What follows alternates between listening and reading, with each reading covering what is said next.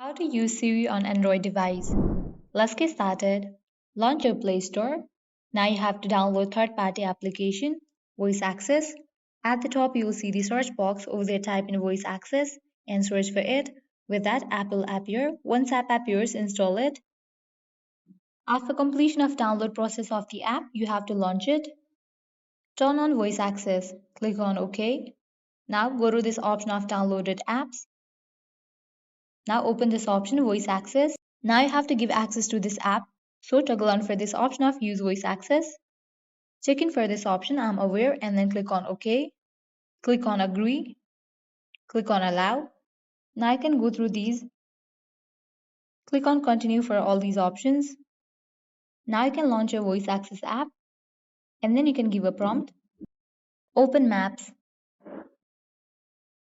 Well, this is how you can easily use Siri on Android device. At the end, if you guys find this video helpful, don't forget to like, share and subscribe to our channel. Thank you.